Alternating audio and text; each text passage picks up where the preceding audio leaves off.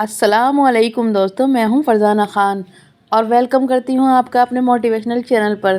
तो दोस्तों, आज हम बात करेंगे सुबह हम जल्दी कैसे उठें, वो भी बिना अलार्म के। तो दोस्तों, सबसे पहले आपको ये समझना होगा कि आपको सवेरे उठने के पीछे रीज़न क्या है। आप सवेरे क्यों उठना चाहते हैं? रीज़न तो दोस्तों कोई भी हो सकता है कि जैसे कि किसी को सुबह सवेरे उठकर पढ़ना है, तो किसी को वेट लॉस करना है या किसी को कोई और काम है। अब मान लीजिए आपको सवेरे उठकर पढ़ना है, तो पढ़ाई आपको किस लिए करनी है? क्योंकि आप कुछ बनना चाहते हैं, कुछ अचीव करना चाहते हैं। तो बस यही है आपके सुबह उठने का सबसे बड़ा रीज़न। तो दोस्तों, बस आपको एक ऐसा ही सॉलिड रीज़न अपने दिमाग को देना है।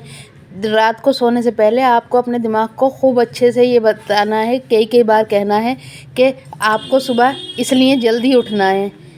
और आपका दिमाग इस तरीके से बिल्कुल ट्रेंड हो जाएगा और सुबह आपको बिना अलार्म घड़ी के उठा देगा। तो इसमें दूसरी बात यह है कि आप रात को जब भी सोएं तो अपने दिल में ये दुआ करके सोएं कि रब मुझे सुबह जल्दी उठा देना और मुझे उठने की हिम्मत भी देना।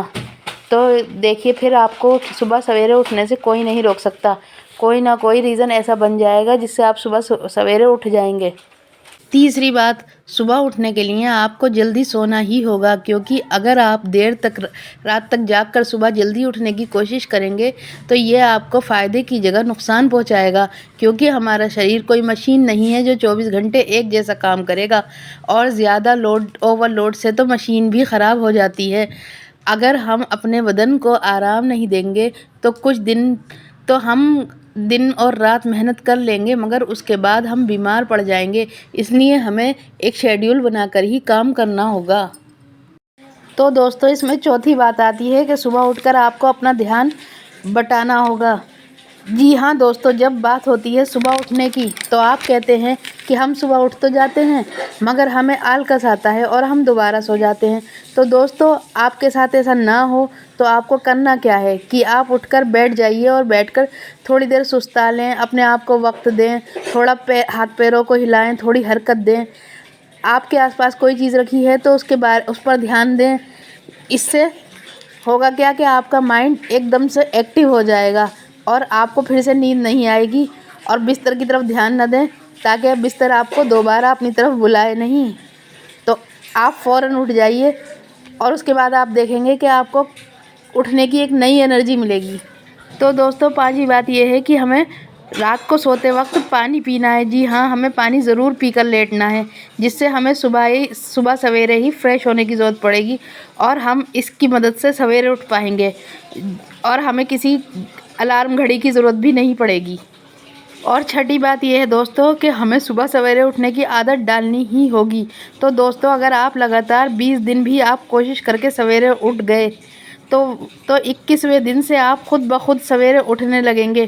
क्योंकि एक दफ़ा जब हमारा माइंड किसी बात के लिए सेट हो जाता है तो फिर हमें किसी अलार्म घड़ी की या किसी भी चीज़ की ज़रूरत नहीं पड़ती और वो हमारी आदत में शुमार हो जाता है और हमारा माइंड हमें अपने आप उस वक्त पे एक्टिव कर देता है। तो इसलिए आपको लगातार 20 दिन तो उठना ही होगा। अगर आपने गैप कर करके उठे तो फिर उसका कोई फ़ायदा नहीं होगा। आपको लगातार 20 दिन उठना ही है। इस बात को आप अपने ध्यान में खूब अच्छे से कर लीजिए, तो आपकी एक आदत बन जाएगी और आप बहुत आसानी के साथ उठ पाएंगे। और नंबर 7 ये है कि अगर इसके बाद भी आप सवेरे नहीं उठ पाए तो ध्यान कीजिए अपने पेरेंट्स की तरफ। अगर आपकी मम्मी सुबह सवेरे ना उठें तो क्या घर के सारे काम डगमगा नहीं जाएंगे?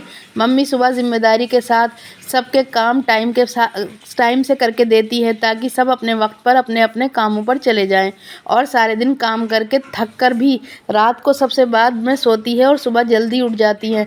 इसी तरह पापा दिन भर अपनी ज़िम्मेदारी निभाते हैं और अगले दिन फिर वक्त से उठकर खड़े हो जाते हैं। तो आपको भी अपने लक्ष्य के प्रति ज़िम्मेदारी को समझना होगा, और एक बार आपने इसे समझ लिया तो आपको सुबह सवेरे उठने से कोई नहीं रोक सकता।